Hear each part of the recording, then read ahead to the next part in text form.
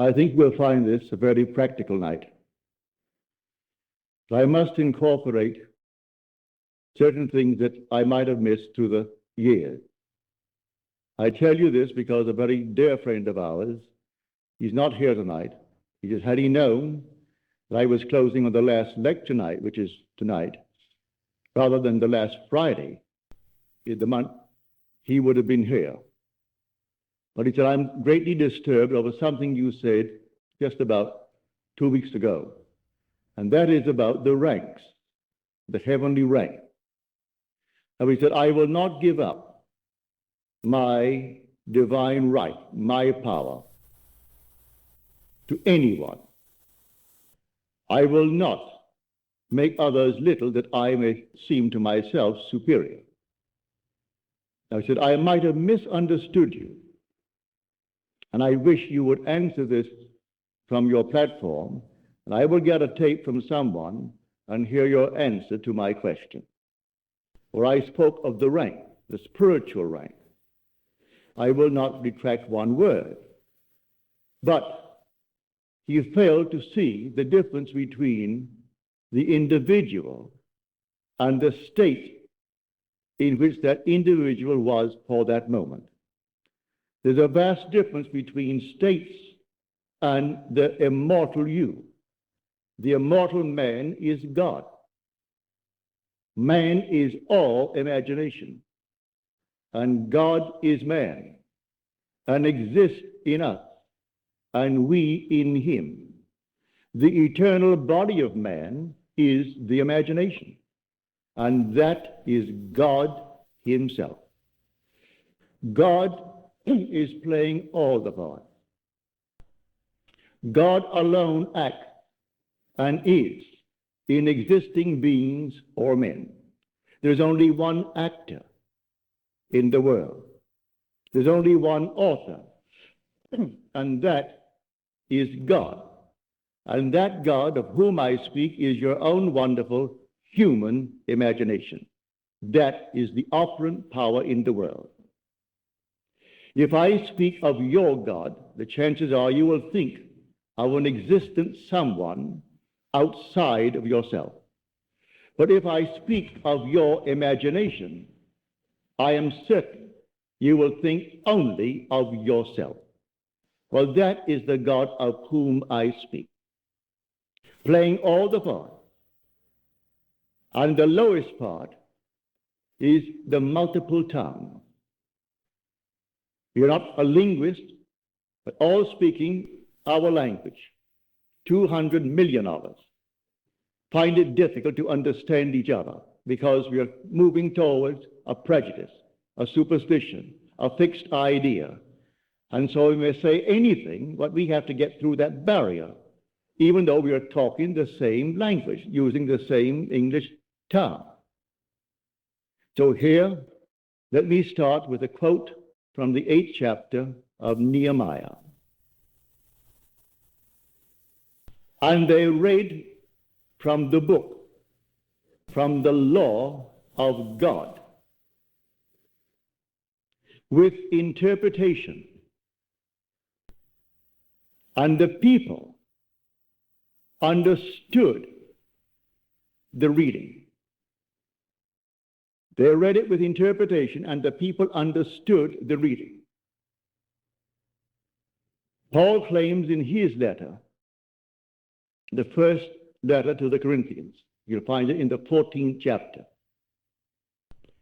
I would rather speak 5 words in my mind that I may instruct others than 10,000 words in a tongue. 5 words just to instruct others. Well, that has been my hope since I started teaching back in 1938. To make it so clear that there is no misunderstanding. So let me state it clearly now. The spiritual states of the soul are eternal. You do not change them. You pass through them like a traveler. And you start at the very lowest, the tongue, the confusion of tongues called Babel in Scripture. where we do not understand each other, and so we war over strange confusions. The second one is the administrator, the organizer. We will organize the confused states for personal gain. That is the second. And then Paul goes up for 8. He finds the last one, the apostle. Now, the one who played the part in the very lowest is still the same one who's going to play it when he is called as an apostle and sent to tell the true story, the same being. Do not identify him with the state called the apostle. While he is in it, he's going to play that part. But he is not that. He is the immortal self, which is the same one seated right here in everyone who is here. So the judge and the one that he is judging are both played by the same being, and that being the world calls God. But they do not know he is the only actor in the world. Only one actor. God only acts and is in existing beings or men. You and I, learning how to create, we create states to deliver others forever. But what we can make, we can unmake. So we do not make permanent states. We create a state and take a friend out of what he was expressing and put him into the state that we create for him. So tell me what you want. All right, you named it clearly. It's up to me now to create the state and put you in that state. What would it be like if he were now what I wish he were? Try to persuade myself that you are that being. To the degree that I am self-persuaded that you are, I have put you in that state. And in that state, while I am faithful to it and you are in it, you're going to externalize the contents of that state. But what I made, I can unmake. I cannot unmake the eternal states. These eternal states are all within the human imagination. They culminate in redemption. And redemption is preceded by apostleship. That's when you are called. And the word apostle means one who is sent. So I am finding myself in a state where I'm called. The night I was called back in 1929, I had no idea I had arrived at that state. But here I'm called into the presence of infinite love, and it's man. Having answered his question correctly, that love was the greatest thing in the world, he embraced me and we fused and became one body, one spirit. For he who is united to the Lord becomes one spirit with the Lord. At that moment, it was not enough to be called and to be incorporated into the body of God, but to be sent on a mission. And I did not know that mission until it unfolded itself within me. And it took 30 years. 30 years later, suddenly it erupted within me, and the entire story of Jesus unfolded itself within me, casting me in the central role of the story. And then I knew who I am. Then I knew who the one called Jesus of the story really is. He is the culminating point of God in man. So when man actually completes the journey and comes to the fullness of it all, he discovers he is the one he's been seeking all through his journey. But he comes to that at the very end. So do not let him brag. Do not let him boast that he is an apostle. Apostle is a permanent state. He is infinitely greater than all the states. He created these, and they are permanent within man, within the human imagination. But when he arrives at that state, it's the last of the journey. And then he awakens and he knows who he is. And these experiences gives him the certainty that he is God. He reads now the word that he read when he was a child. And when before he could read it, his mother read it to him. And then he went to school and he read it in school. And when he could read for himself, he picked up the book, couldn't quite understand it, but he read it. Now he reads it as something entirely different. He knows the book is all about himself. It's not about any being but God. And he's found God within himself, and he is God. But that God of whom I speak is your own wonderful human imagination. Now tonight, to show you how easy this thing is, it's based purely upon motion. The first creative act in Scripture that is recorded, and the Spirit of the Lord moved. He moved. Well, the Spirit of the Lord is in man. Do you not realize that ye are the temple of the living God, and the Spirit of God dwells in you, as we are told? He dwells in me, where? As my own wonderful human imagination. Now I go back to see how he first created. He created by emotion. I move from one state into another state. If it is the state desired, then I have a sense of relief when I get into the state desired. If tonight I was up against it financially, and then suddenly I came into a fortune, what would be the outstanding feeling that I would have? Would it not be relief? So I insist, of all the pleasures that man could ever experience in this world, relief is the most keenly felt. The child is late. You said, be home at 10 o'clock. So 10 o'clock, 11 o'clock, 12 o'clock, and there is no child. You think you are in control. You love her dearly, and you think you're in control. Oh, yes, I can control my mind. My imagination is easy. But then comes one, and there is no child. And inwardly, you conjure 1,001 things that could happen. And then you hear the little knock on the door or the key in the door, and she comes through the door. What is your emotion? One of relief. Just one of relief. So of all the pleasures of the world, relief is the most keenly felt. It comes in the creative act. Relief, call it by another name if you will, but it is relief at that moment of explosion. Well, the same thing is true when I move into a state.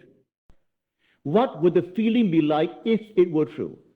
And I work myself into that state as though it is true. If I am in that state, I can't suppress the sense of relief. And so I have the sense of relief because I've done it. Now, what do I do after that? Nothing. Remain in the state. It has its own appointed hour, and it ripens, and it's going to flower. Don't be concerned. You're in the state. Now let it unfold itself in its own wonderful, natural way. It has ways and means that no one knows. Its ways are past finding out. So I move myself into a state. I don't remain in the state that I want to leave behind me and push a button and think something is going to happen. I move. I move from one state into another state. But these states I am creating. I do not consciously move in these spiritual states. They are automatically determined by my journey in this world.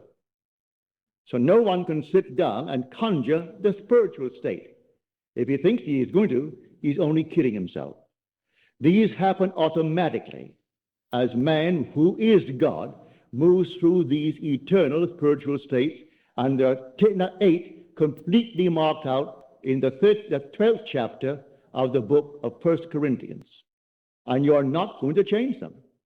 So I say to my friend, when he hears this, I do not intend to set myself up as someone who is other than you, better than you.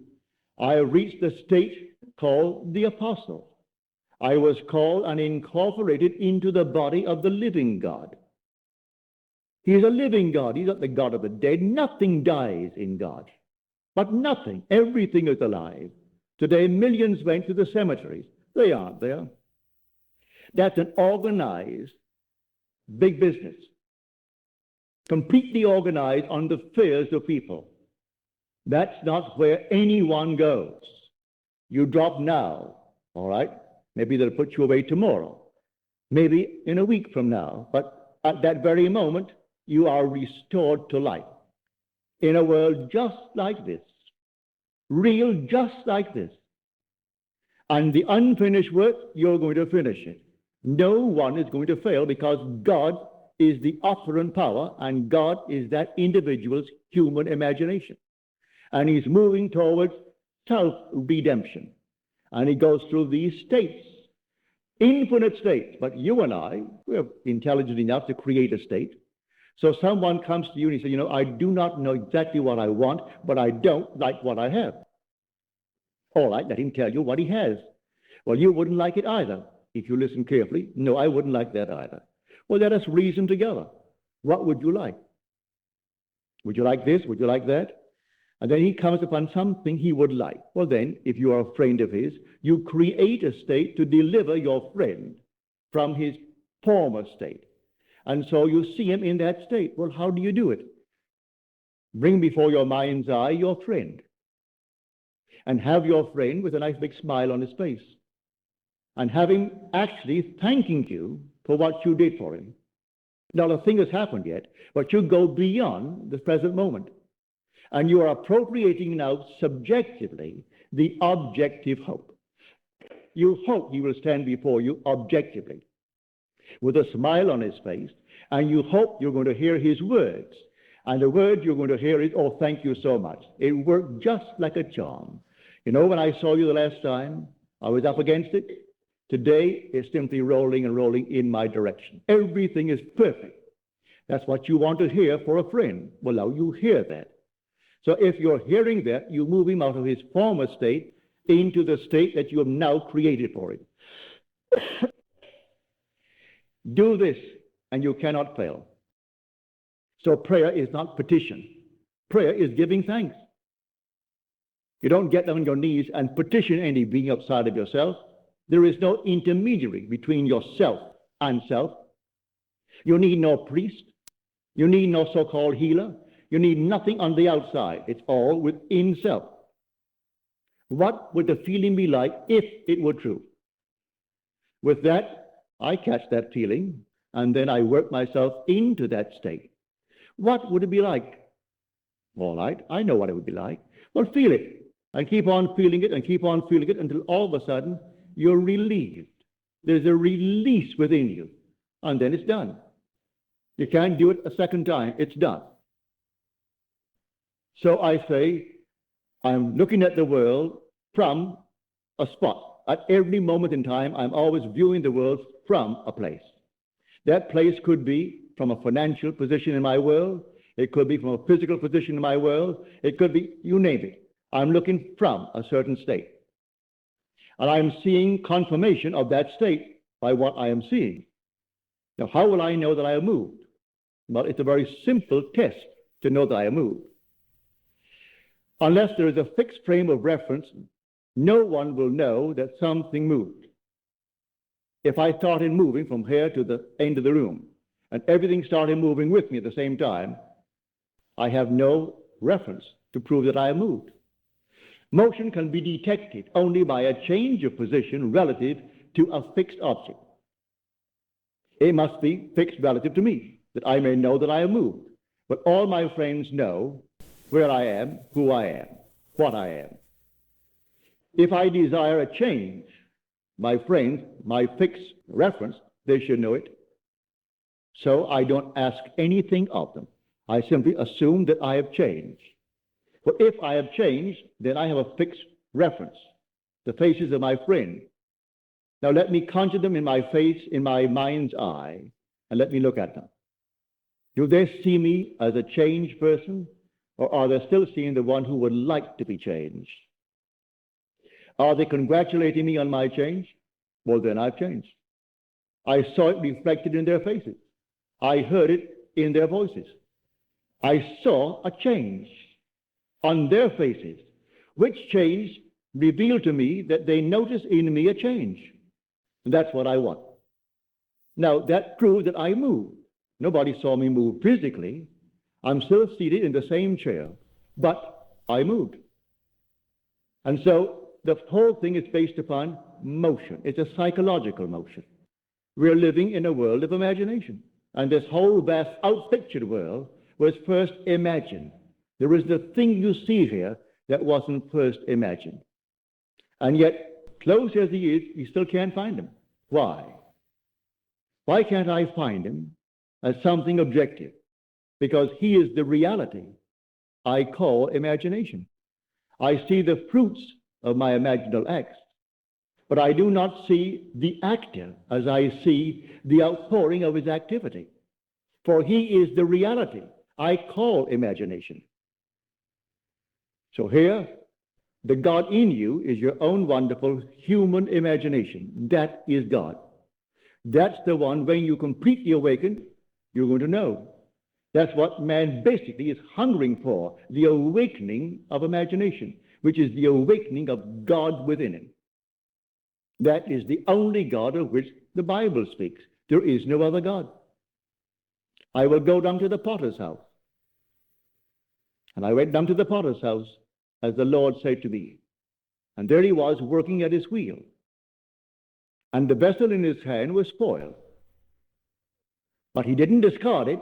He reworked it into another vessel, as it seemed good to the potter to do. Now that's the 18th chapter of Jeremiah. Which word Jeremiah means Jehovah will rise. You'll rise all right. He'll rise in you as you. So, because he is you. There's no one else to awaken but God, and God is your own wonderful human imagination. And the word potter in Hebrew means imagination. It means to determine. That's what the word actually means by definition in Strong's Biblical Concordance. It means the potter, which means imagination. So I go down to imagination's place where he's working at his wheel. What potter? My own imagination. What are you doing, Neville? Well, I'm just spending a few minutes here, there, well, then it's spoiled. You will admit what you're doing isn't quite what you want done. Don't discard it, rework it. Rework it into another vessel that it seemed good to you to do. Don't judge from appearances. You think a man, because he's up against it, will be satisfied, say, with X number of dollars? No, don't limit it. Put no limit upon the power of belief. Can you believe that he doesn't have that pressure on him anymore, that he's above it? That is something behind him. Well, put him in that state. It doesn't cost you any more to put him in that state than to put him in a little modified state. You didn't pay anything for it. Come, eat and drink without price. Buy wine, buy milk without money. It didn't cost you a penny to do it, so why modify it? Why make it little for him? It's not exactly what he would want for himself. It's better than what he has, but you want something bigger than that for him. And there is no limit. When you meet people of great wealth in this world, and you'll judge them because they have money, just talk to them for a little while. Money hasn't altered their other states. They're just as stupid as they were before. In fact, I've gone to parties where this one was a millionaire, that's a millionaire, that's so-and-so, and then the lady would point out another one. And say, see that one? Oh, she's not just rich, she's stinking rich. In her language, that meant multiple millions. And if you walk out of that place, I'm speaking of a club, I will not mention the name, a club in New York City, a ladies' club. They're all multimillionaires. Walk out on the street, but don't leave, just walk out and stay there. And then watch them come out after their big heavy lunches and their 3 or 4 martinis or whatever it is, and watch them. And if you didn't know these are members of that club with all the millions in the world, you would say to yourself, poor souls. Poor souls.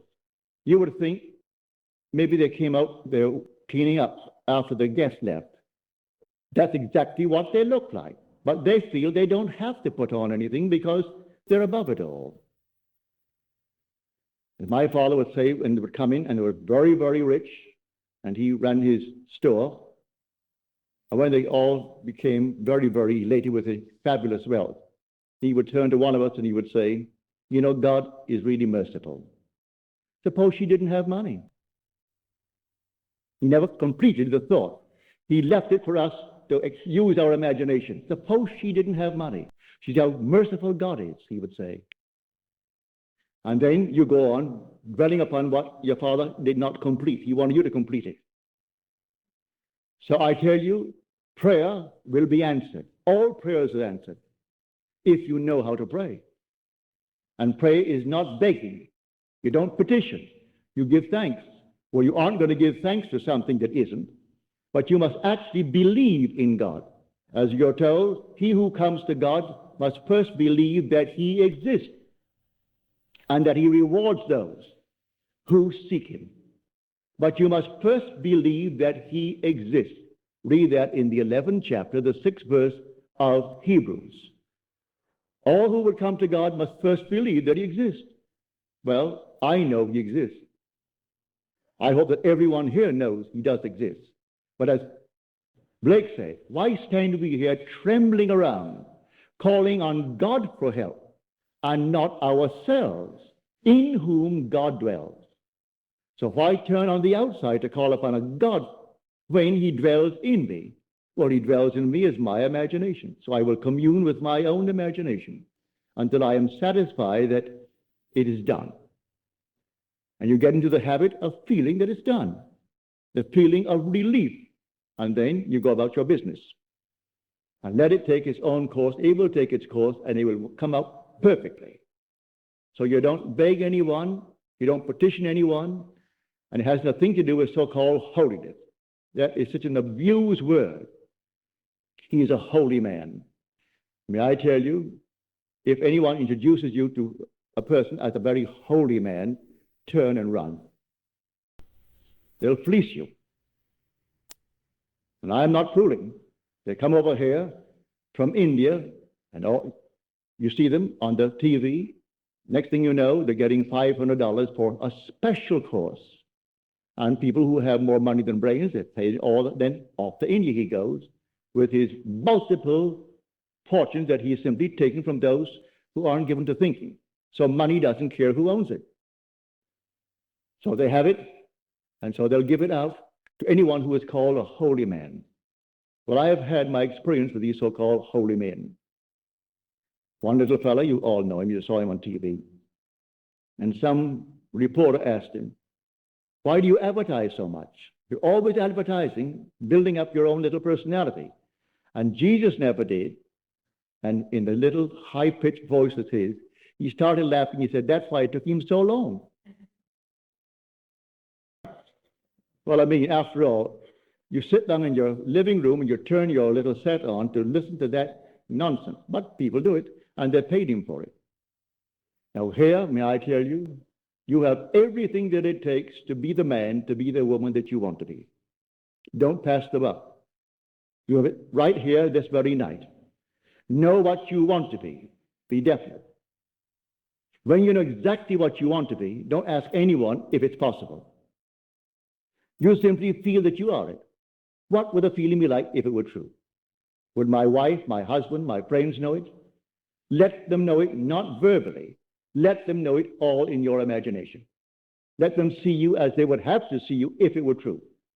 Let them see you. And go to sleep in that assumption.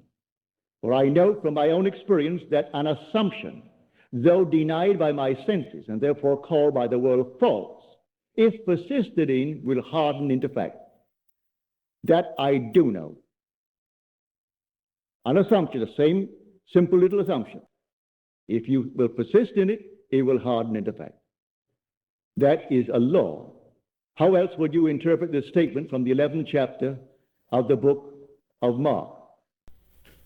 Whatever you ask in prayer, believe that you have received it, and you will.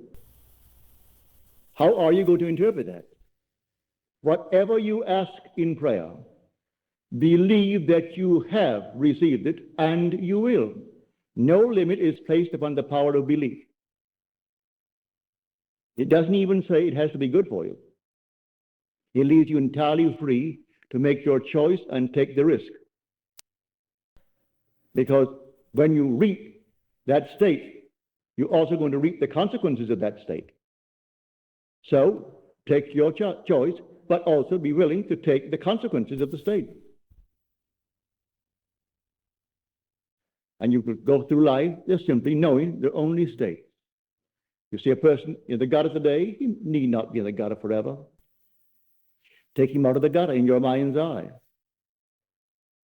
Here was a friend of mine, Freedom Barry, that I sent to San Francisco to teach this law. He hasn't had the experience of the promise, so he can't teach the promise, but he teaches the law. Before he opened, we saw a man crossing the street while he was airing his little dog. The man came over. First of all, he passed nice complimentary thoughts about the dog, which Freedom enjoyed. And then he said, could you let me have a little money? And Freedom said, I'm sorry, but I do not have any money. The man was very nice about it, a gentleman, evidently, and he went his way. And Freedom, before he made one step, he remained right there on that sidewalk and saw that man gainfully employed. He said to Freedom he hadn't worked. He was out of work. And Freedom saw him gainfully employed and felt the thrill of his employment. A month later, Freedom is out walking the little dog, and this man crosses the street, comes over to Freedom, and he said, I don't suppose you remember me. And Freedom said, oh, yes, I do. Very well. He said, well, I want to thank you for not giving me money 1 month ago when I asked you. Had you given it to me, I'd be asking you for money today. But I got so mad with myself to be placed in that position to ask a total stranger for money, I went home determined I am going to get a job. He didn't know what Freedom had done, but Freedom did that, which pushed him out of that state of asking for money into a state of earning it. He went out the very next day after he met Freedom and got himself a job that paid well. He said, I'm on the job that I got the day after I asked you for money. I'm still on it, and there is room for growth in that job, and I'm sticking with the job. So again, thank you for not giving me the money. If Freedom had done what most people would do, would have walked away and said, no, I don't have any money for you, or I don't have money, without explaining why. But Freedom did something about it. He put the man in an entirely different state. And having put him in a different state, the man got a job the very next day. So I say to anyone, you can try it. Don't pass the buck and help everyone in this world. You create states to deliver individuals evermore. These are states that you create, and you can drop them. But the other states of which I spoke earlier, the spiritual states of the soul are forever, and no one's going to change them. But to make myself clear, when you are in the final state of the apostle, it doesn't mean you're better than you yourself when you're in that multitude of confusion. For God was playing that as he's playing the state of the apostle. But God is above all states, and you are God. So you're not an apostle forever. You play that, and that's the final part of the journey. And you come out redeemed when you hit that state. And you know that you are the apostle because you're sent. And the apostle is one who is sent. It's only then you know you've been chosen for a definite reason, and you're sent to tell what's going to happen to you. Well, then 30 years later, in my case, it happened to me that I could then speak with authority. I was not quoting anyone. I was not in any way speculating or theorizing. So when I tell you David is the Christ, I speak from authority, from experience, and therefore I speak with authority. When I tell you he is the only Son, which is a resultant state of the journey you made through those eternal spiritual states. And when you hit the last one, you are born. Listen to these words. In the King James Version and Moffat's Version and others that I have at home, it's correctly translated. The Revised Standard Version, the New English Version, have added a word that confuses the entire thing. This is now the 8th chapter, the 11th verse of Romans.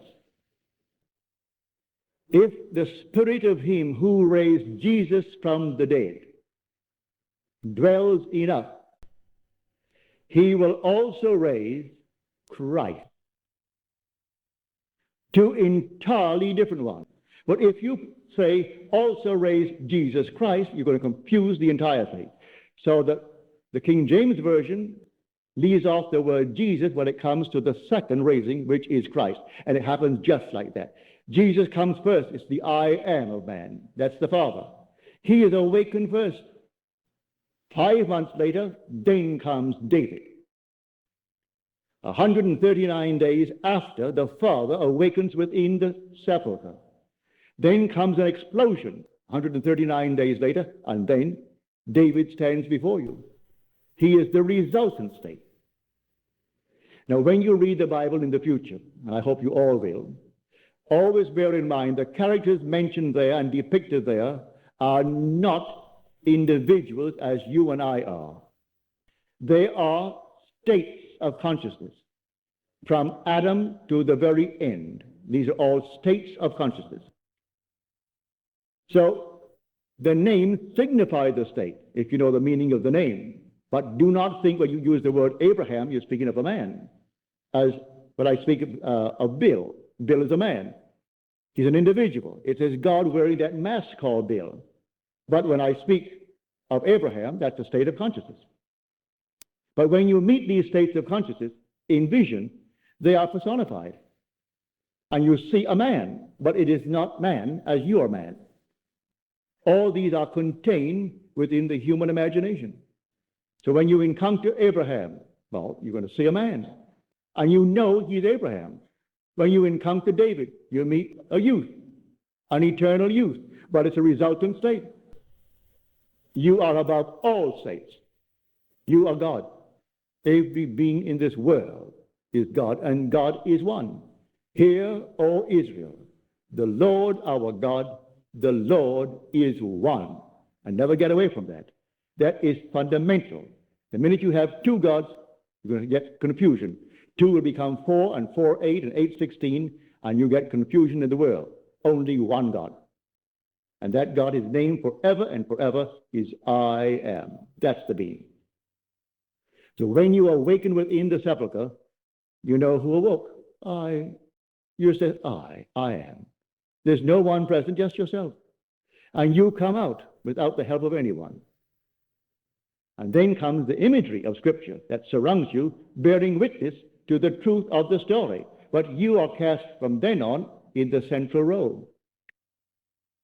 And so everything unfolds within the imagination of man, and that is God.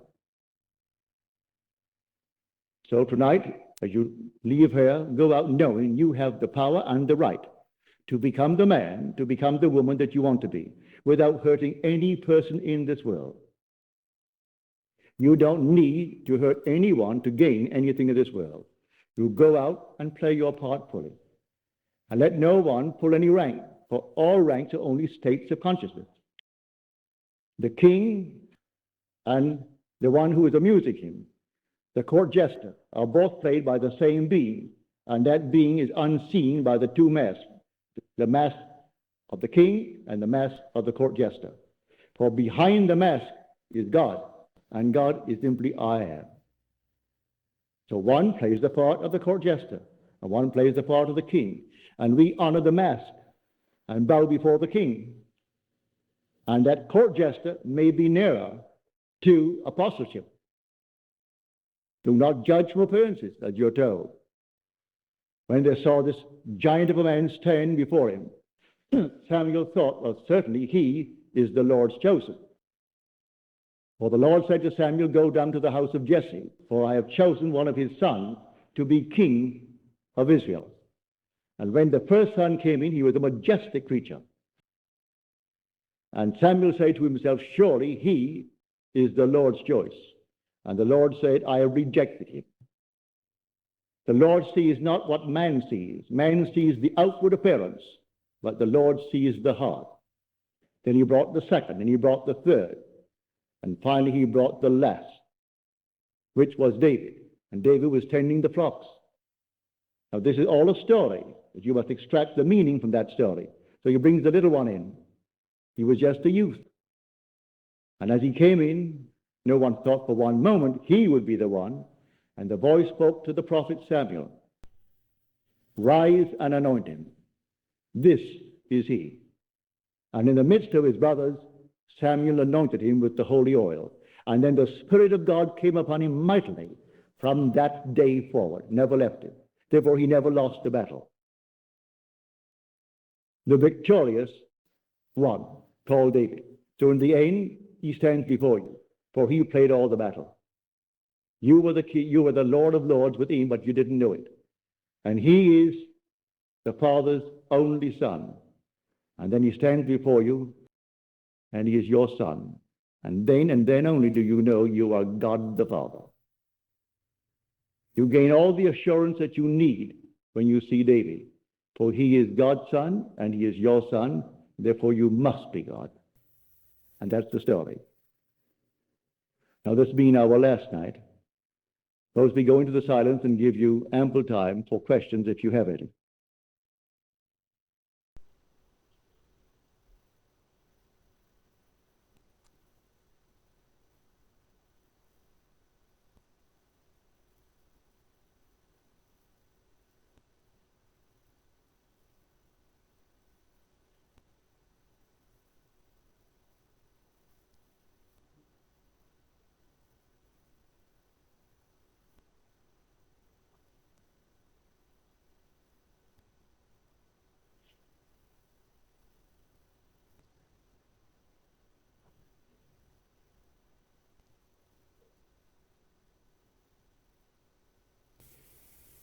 Good.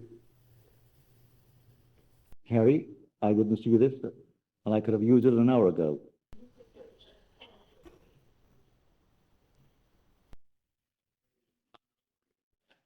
I didn't see it. I would have, and regretted it too. Now, are there any questions, please? When you talk about a person dying within into another body, they take it from your memory. Do they remember all your family and all the things that you do? Yes, my dear. You carry with you your memory. Even though the body is now, well, those that I've seen, and I've seen so many, including my parents, that my mother died back in 1941. It was just about a month before Pearl Harbor. I was in New York City then. I just returned from Barbados, where I spent 3 weeks with her. And it was the terminal case of cancer.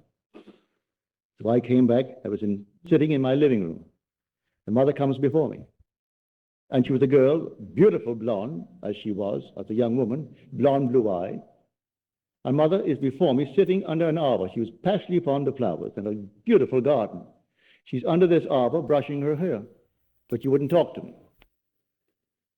And then I sat down and I wrote my sister a letter saying, I've just seen mother. And mother is a most beautiful young woman of 20 years of age. And I took that to mean that she had recovered. But that was the very moment that my mother departed the world. But when I got my sister's letter that came back to tell me, that was the hour, allowing the difference in time between New York and Barbados. And that was exactly when mother closed her eye, and that was it. But she instantly appeared to me in New York City, 2,000 miles away, not as the old person. She was only 61 when she died, but she looked much older because she was in such pain for the longest while. Mother must have looked, well, you can't name it. It was so old. And she lost so much weight. She was a little tiny shrunken thing when mother was not given that weight. But I saw her at 20. My brother Lawrence, who died at 62 or 63, he was going on 63. When I saw Lawrence, he was about 21, 22. My father, same thing. Jack Butler, who was my secretary, when he dropped dead at the age of 50. When I met him 8 months later, Jack was about 21, 22. So I can only tell you what I see. They all are restored. They aren't little babies. They're restored with intelligence, and they know who they are. They know who you are. And many of them don't even know that they died. Totally unaware of it. The majority don't know it because they haven't died. Like Jack, when I said, well, Jack, you know, you died. I went to your funeral. So you're crazy. I die, but I'm not dead. I said, yes, you die, but you're not dead. Well, how? That doesn't make sense, does it? Well, you know, there are states of consciousness in which visionary men are accounted madmen. And so I've been accused of being mad, being insane, but I can't help it. I see these things and I tell you exactly what happened to me. But there are certain states in which all visionary men are accounted madmen. on 49th Street in New York City one day. I was opposite a window that had a nice display of my books and a big picture of me. And two women came by, three came by. One was the guide showing the other two friends of hers who came out of town and wanted to see the sights of New York City. And so I came up and stood next to them. They didn't know me and didn't look at me, but they were looking at the picture. And one woman said to the other two, "You see that fellow?" Naturally, they're all looking at it. Said, "He's as mad as a hatter. But you should go and hear him. It's part of the thing to do when you come to New York. Go and hear him.